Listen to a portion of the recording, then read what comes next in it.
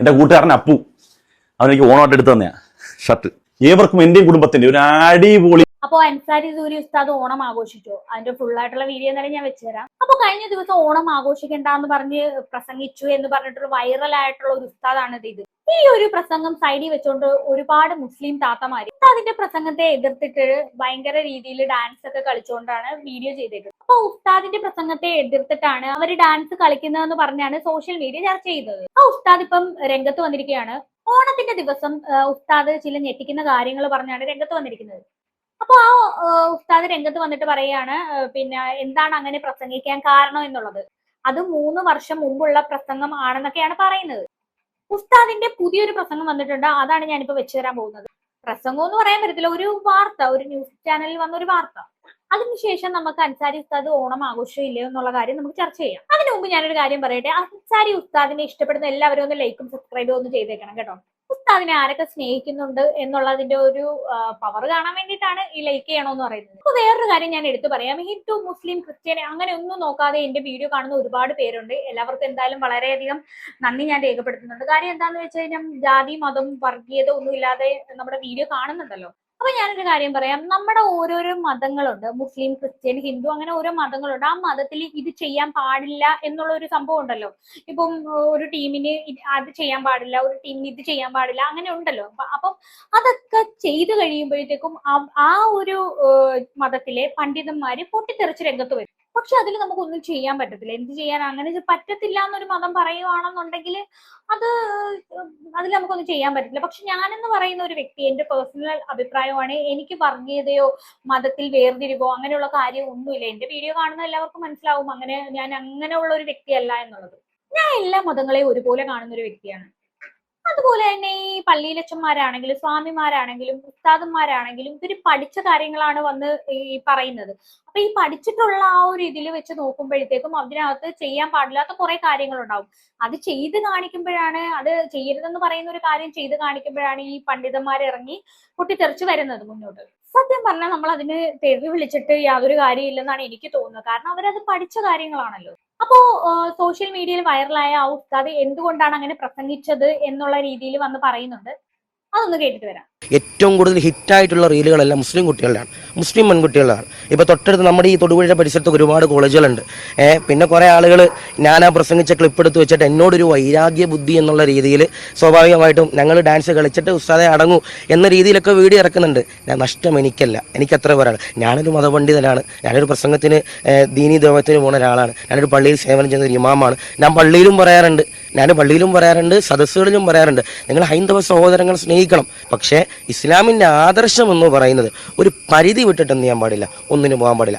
ആ പരിധി എന്ന് പറയുന്നത് എന്താ? ഡാൻസ് കളി. ഇപ്പോൾ സ്വാഭാവികമായിട്ട് ഇപ്പോൾ ഇന്നലെ മുതലുള്ള ഒരു ഫേസ്ബുക്ക് വീക്ഷിക്കുന്ന ഒരാളാണെങ്കിൽ, ഇൻസ്റ്റാഗ്രാം വീക്ഷിക്കുന്ന ഒരാളാണെങ്കിൽ ഇന്നലെ മുതലുള്ള വീഡിയോകൾ കണ്ടാൽ മനസ്സിലാവും എല്ലാവരും തലകുനിക്കാണ്. നമ്മുടെ പെൺകുട്ടികളെ ഡാൻസും പേക്കും എല്ലാം വേണ്ട. നമ്മളൊക്കെ കോളേജിൽ പഠിച്ചിട്ടുണ്ട്. ഞാൻ BA സോഷ്യോളജി പഠിച്ച ഒരാളാണ്.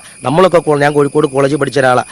പക്ഷേ എല്ലാത്തിനും ഒരു ലിമിറ്റ് വേണം. ഈ ലിമിറ്റ് വിട്ട് പിന്നെ ഞാൻ അന്ന് നിന്നൊന്നും പറഞ്ഞു, ഇതൊക്കെ മുസ്ലിം സഹോദരിമാരോടാണ് പറയുന്നത്. ഹൈന്ദവ സഹോദരന്മാർ അവർക്ക് എന്തുവാകാം, കാരണം അവർക്ക് അവരുടെ മതത്തിൻ്റെ ആചാരങ്ങളുണ്ട്, അതിനുള്ള നിബന്ധനകളുണ്ട്. ക്രൈസ്തവ സഹോദരങ്ങൾക്കും സഹോദരിമാർക്കും അവർക്കുള്ള നിബന്ധനകളും എല്ലാവിധ മാമൂലുകളും ഉണ്ട്. പക്ഷെ ഞാൻ പറഞ്ഞത് ആരോടാ?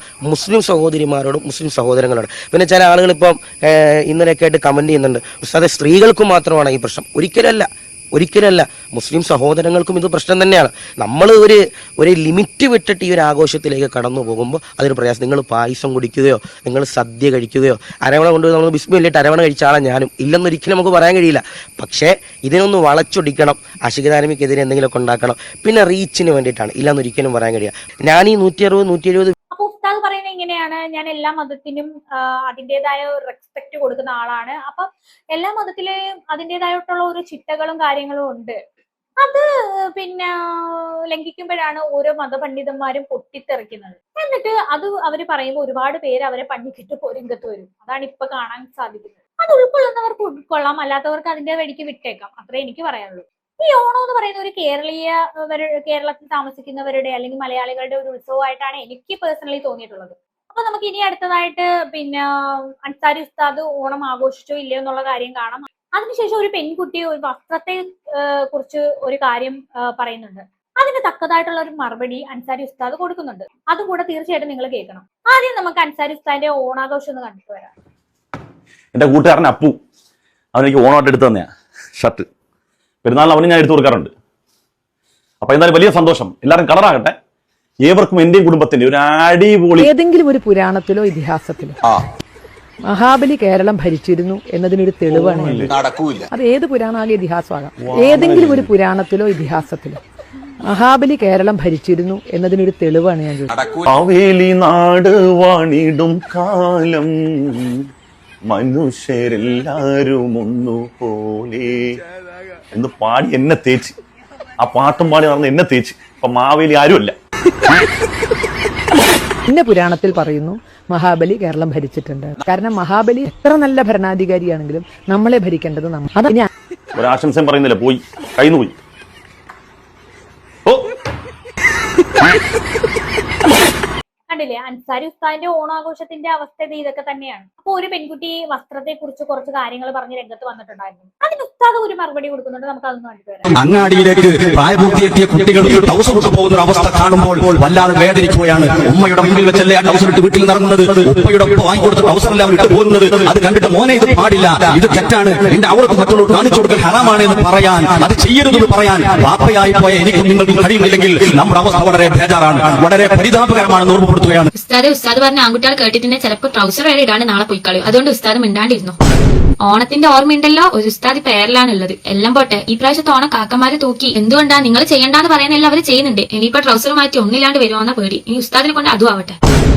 പറ്റൂല മോളെ, പറ്റൂല. ഒന്നും ഉടുക്കാൻ നടക്കാൻ പറ്റത്തില്ല. നമ്മുടെ രാജ്യത്തിന് നിയമമുണ്ട്. നമ്മുടെ രാജ്യത്ത് ഏതൊരു വ്യക്തിക്കും സ്വാതന്ത്ര്യമുണ്ട്. പക്ഷേ ആ സ്വാതന്ത്ര്യം പരിധികളില്ലാത്തതല്ല, പരിധിക്കുള്ളിൽ നിന്നുകൊണ്ടുള്ളതാ. അതായത് നമ്മുടെ രാജ്യത്ത് ഒരാൾ തുണി കൊടുക്കാതെ പൊതുമധ്യത്തിലൂടെ നടന്നാൽ, ഇത് മതത്തിന്റെ നിയമമൊന്നല്ലേ, ഈ രാജ്യത്തിന്റെ നിയമമാണ്. സ്വാതന്ത്ര്യമുള്ള രാജ്യത്ത് അങ്ങനെ തുണി കൊടുക്കാതെ പോകാൻ പറ്റത്തില്ല. അങ്ങനെ ഒരാൾ നടന്നാൽ ഭാരതീയ നിയമസംഹിത സെക്ഷൻ 296 പ്രകാരവും IPC 294 പ്രകാരവും ശിക്ഷാർഹമാണ്, കുറ്റകരമാണ്. അപ്പം ഇത് മതത്തിന്റെ നിയമമല്ല, രാജ്യത്തിന്റെ നിയമം തന്നെ. തുണി ഉടുത്തുകൊണ്ട് നടക്കണം എന്നുള്ള, ഉടുത്തില്ലെങ്കിൽ ശിക്ഷയാണ്. ഇനി പോട്ടെ, പൊന്നുമോളെ, എന്താ പ്രശ്നം? ആ ഉസ്താദ് പറയുന്നത് ആ ഉസ്താദിനെ കേട്ടിരിക്കുന്ന ജനങ്ങളോടാ, അതനുസരിച്ച് ജീവിക്കാൻ ആഗ്രഹിക്കുന്ന മുസ്ലിമീങ്ങളോടാ. മുസ്ലിമീങ്ങളോട് പറയുന്നതിന് നമുക്ക് ട്രിഗർ ആകേണ്ട എന്താ അദ്ദേഹം പറഞ്ഞത്? മാന്യമായ വസ്ത്രം ധരിച്ച് ഉടുത്ത് വൃത്തിയായി നടക്കണമെന്നല്ലേ ഈ പറയുന്നത്. പിന്നെ ഒരു കാര്യം മോളോട് ചിന്തിക്കാൻ വേണ്ടി പറയണം. മോളെ, ഈ വസ്ത്രത്തിൻ്റെ വിഷയം പറഞ്ഞില്ലേ, ഞാൻ ഇന്നലെ ഇവിടെ കാരമൽ എന്ന് പറഞ്ഞ അടുത്തൊരു ഹോട്ടലുണ്ട്. അവിടെ ഞാനും ഫാമിലിയൊക്കെ ഭക്ഷണം കഴിക്കാൻ വേണ്ടിയിരിക്കുക. അപ്പോൾ ചുറ്റുവട്ടത്ത് വേറെ ഫാമിലികളൊക്കെ ഉണ്ട്. അപ്പോൾ പെട്ടെന്ന് ഈ അടുത്തിരുന്ന ഫാമിലീസും ചെറുപ്പക്കാരും എല്ലാം കൂടെ ഒരു ഭാഗത്തേക്ക് തിരിഞ്ഞ്, ചില അങ്ങോട്ട് നോക്കണം, അങ്ങോട്ട്. അപ്പം ഞാനിങ്ങനെ തിരിഞ്ഞപ്പോൾ എൻ്റെ വൈഫ് പറഞ്ഞു, അങ്ങോട്ട് നോക്കല്ലേന്ന് പറഞ്ഞു. മോൻ പിടിച്ച് തിരിച്ച്. അപ്പം എൻ്റെ മകള്, എൻ്റെ മൂത്ത മോളിങ്ങനെ തിരിയാൻ തരും, മോളെ അങ്ങോട്ട് നോക്കല്ലെന്ന് പറഞ്ഞു തിരിഞ്ഞു. അപ്പോഴെന്താ സംഭവം? ഇത് ക്യൂരിയോസിറ്റി ആണല്ലോ. അപ്പം ഞാൻ പെട്ടെന്ന് തിരിഞ്ഞപ്പോഴേക്കും ഈ കാര്യം മനസ്സിലായി. ഈ കുട്ടിയുടെ ഡ്രസ്സ് വളരെ വൾഗർ എന്ന് പറഞ്ഞാൽ, ഇപ്പം ഒരാളുടെ വസ്ത്രം മോശമാണെന്ന് എങ്ങനെ നമ്മൾ നിർണ്ണയിക്കുക വെച്ചാൽ, നമുക്ക് സ്വാഭാവികമായിട്ട് നമ്മൾ കേരളത്തിൽ ജീവിക്കുകയല്ലേ. അപ്പോൾ കേരളത്തിൻ്റെ ഒരു തനതായ ശൈലിയിൽ നിന്ന് ഈ പലരും പലതരത്തിലുള്ള വസ്ത്രങ്ങൾ ധരിക്കുക, താഴെ തട്ടിലേക്ക് വരുന്ന തരത്തിലുള്ള വസ്ത്രധാരണ. അപ്പം തൊട്ടടുത്തിരുന്ന ഫാമിലികളെല്ലാം അവരെ മക്കളോട് അങ്ങോട്ട് നോക്കണ്ടെന്ന് പറയുന്നു.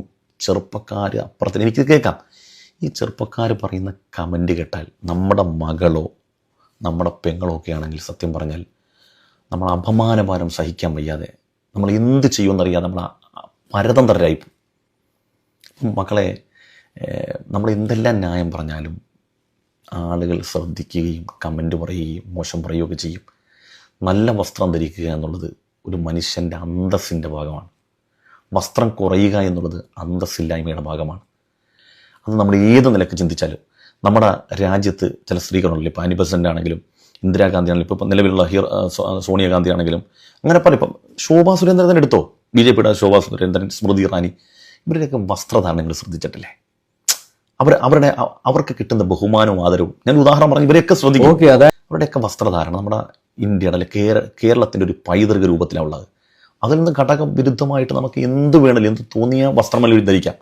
പക്ഷേ നിങ്ങൾക്ക് ഇഷ്ടമുള്ളത് ധരിക്കാനും ധരിക്കണമെന്ന് പറയാനും ധരിച്ചവരെ കളിയാക്കാനും ഒക്കെ അവകാശമുണ്ടെങ്കിൽ ഞങ്ങളുടെ മുമ്പിലിരിക്കുന്ന ഒരു ചെറിയ സമൂഹത്തോട് നിങ്ങൾ നല്ല വസ്ത്രം ധരിക്കണേ, ഡിഗ്നിറ്റി കീപ്പ് ചെയ്യണേ, മോശം വസ്ത്രം ധരിക്കരുത് എന്ന് പറയാനുള്ള അവകാശത്തിനെങ്കിലും, ഇത് സ്വാതന്ത്ര്യമുള്ള രാജ്യമല്ലേ, നിങ്ങൾക്ക് ഇതൊന്നും ധരിക്കേണ്ട, ഇഷ്ടമുള്ള പോലെ നടക്കുക എന്ന് പറയുന്നത് പോലെ അങ്ങനെയൊന്നും നടക്കരുത്, നല്ല വസ്ത്രം ധരിച്ച് നടക്കണമെന്ന് പറയാൻ ഞങ്ങൾക്കും സ്വാതന്ത്ര്യമില്ലേ?